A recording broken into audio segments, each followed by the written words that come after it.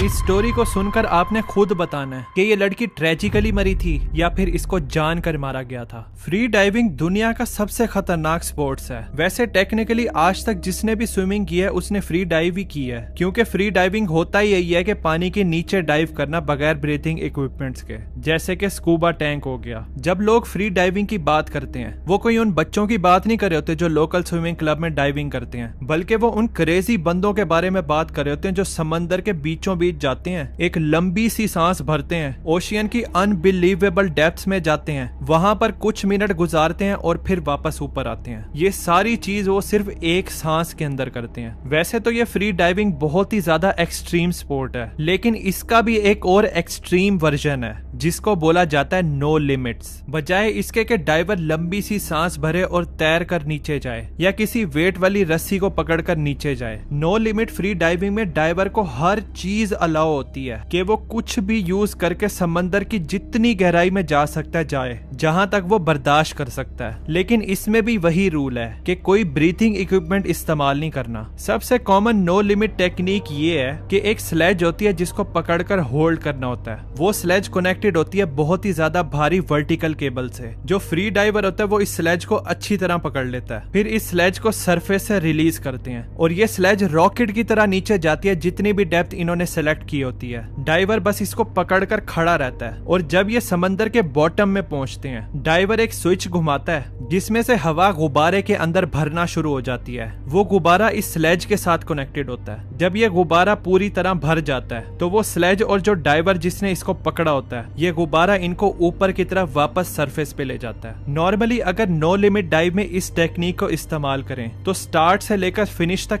3 minute लगते हैं। अब ये नो लिमिट फ्री डाइविंग का एक्सट्रीम वर्जन इसलिए है क्योंकि ये अलाउ करता है डाइवर्स को एक्स्ट्रा ऑर्डिनरी डेप्थ्स में जाने के लिए, जहां तक वो फिजिकली अपने दम तक नहीं पहुंच सकते। यहाँ पर बात हो रही है 300 फीट से भी ज्यादा नीचे गहराई में जाने की, क्योंकि कोई बंदा 300 फीट की गहराई में तैर कर तो नहीं जा सकता ना, वो भी एक सांस में। चलो मान लिया अगर वो चला भी गया तो अब उसने वापस भी तो आना ना उसी एक सांस में, उसने रास्ते में डूब के मर जाना। इसीलिए नो लिमिट्स में उस बैलून की जरूरत पड़ती है वापस ऊपर आने के लिए। तो नो लिमिट फ्री डाइविंग में अगर आप इन क्रेजी डेप्थ्स में जाओगे और आपका इक्विपमेंट फेल हो गया तो बस आप गए। 12 अक्टूबर 2002 को 28 साल की ऑड्री मेस्ट्री वो डोमिनिका रिपब्लिक के साइल पर एक फ्लोटिंग प्लेटफॉर्म पे बैठी थी। ये French native no limit diver अपने आप को मेंटली प्रिपेयर कर रही थी जो ये अभी करने वाली थी। ऑड्री दुनिया के one of the best free diverse में से थी और आज के दिन वो दुनिया की नंबर 1 फ्री डाइवर बनने वाली थी। वर्ल्ड रिकॉर्ड को तोड़कर जो एक नो लिमिट फ्री डाइवर ने अचीव किया था जो था 557 फीट, और ये वाला वर्ल्ड रिकॉर्ड उसके अपने हस्बैंड ने ही अचीव किया था जिसका नाम था पिपन फेरेरस। अब जैसे वो इस प्लेटफॉर्म पे बैठी थी उसके दिमाग में डाउट जरूर आया होगा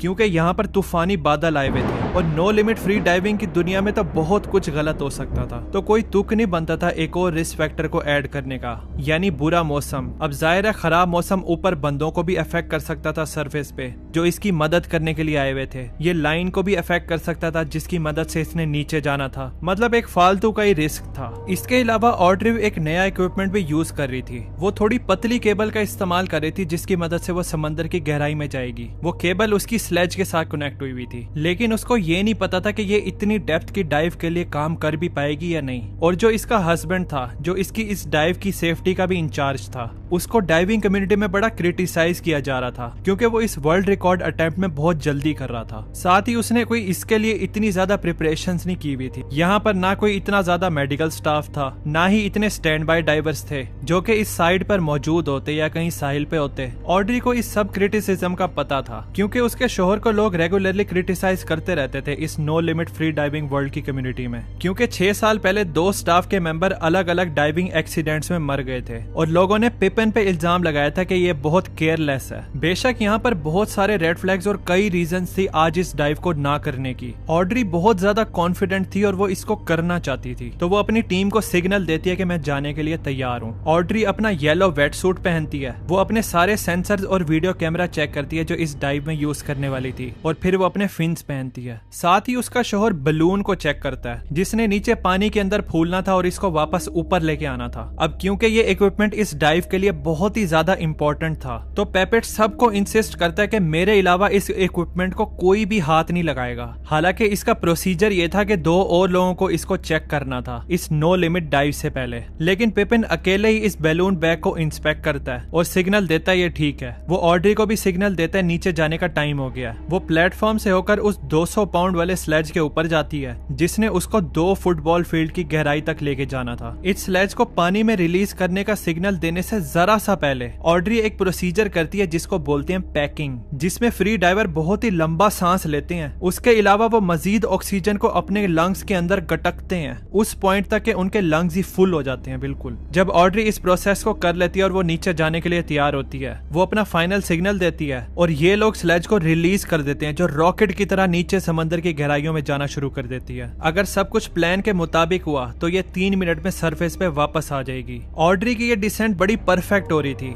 अंटिल जब वो 538 की गहराई तक पहुंचती है। अब क्योंकि सरफेस में मौसम बहुत ज्यादा खराब था और समंदर की लहरें बहुत ज्यादा रफ हुई हुई थी, तो जो उसकी नई लाइट वेट केबल थी वो बहुत ही ज्यादा लाइट थी। इन तेज लहरों की वजह से वो इधर उधर झूल रही थी और इस झूलने की वजह से नीचे एक पॉइंट पर इसमें बल आ जाता है जिसकी वजह से 538 फीट पर ये जाकर रुक जाती है। ऑड्री को इस जगह पर 30 सेकंड रुकना पड़ता है जिधर फाइनली ये बल खुद ब खुद खत्म होता है और वो नीचे जाना कंटिन्यू रखती है अपने रिकॉर्ड मार्क पे जो 557 फीट पे था। अब इस 30 सेकंड के डिले का इतना ज्यादा फर्क नहीं पड़ना था अगर ये डाइव परफेक्टली जाती, लेकिन बदकिस्मती से ये परफेक्ट नहीं जाती। जैसे ही ऑड्री 561 फीट का रिकॉर्ड हिट करती है उसका स्लेज वहां पर रुक जाता है और अब वक्त आ गया था सरफेस पे ऊपर जाने का। अब इस वीडियो में आप देख सकते हो ऑड्री प्रोसीजर को फॉलो कर रही है। वो ऊपर जाती है और इस स्विच को घुमाना शुरू कर देती है जिससे इस बैलून में हवा भरनी थी जो इसको सरफेस पे ऊपर लेके आता, लेकिन जब वो स्विच को घुमाती है तो कुछ भी नहीं होता, ये गुब्बारा फूलता ही नहीं है। अब कुछ सेकंड के लिए आपको दिखेगा यहाँ पर वो पैनिक होना शुरू हो जाती है क्योंकि जो उसने सांस रोका हुआ था उसकी लिमिट पूरी होने वाली थी, क्योंकि पहले ही यहाँ पे 30 सेकंड का डिले आया हुआ था और 3 मिनट का टाइम भी करीब आता जा रहा था, तो उसको सरफेस पे वापस फौरन जाना था। लेकिन वो थोड़ा काम होती है, दोबारा से उस स्विच के पास जाती है और उसको घुमाना शुरू करती है कि शायद पहली दफा मेरे से सही ना खुला हो, लेकिन फिर से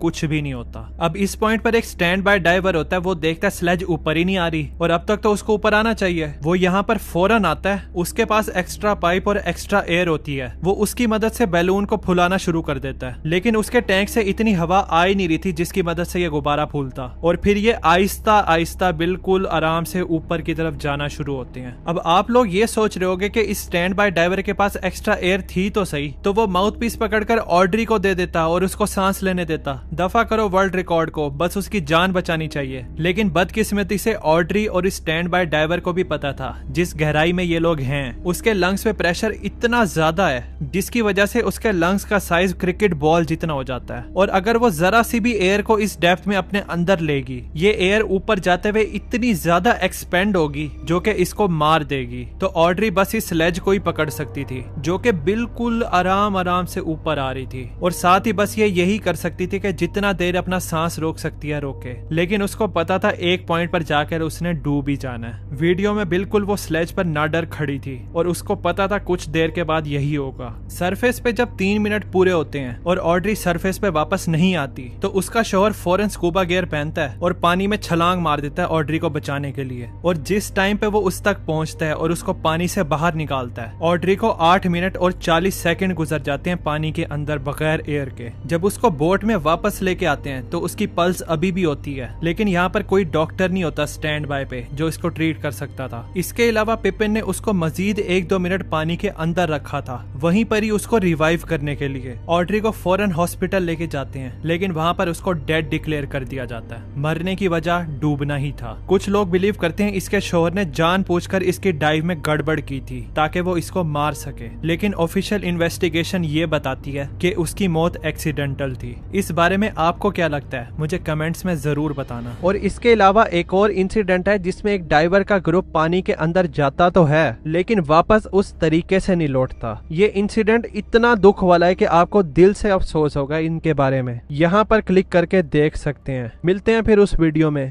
थैंक्स फॉर वॉचिंग।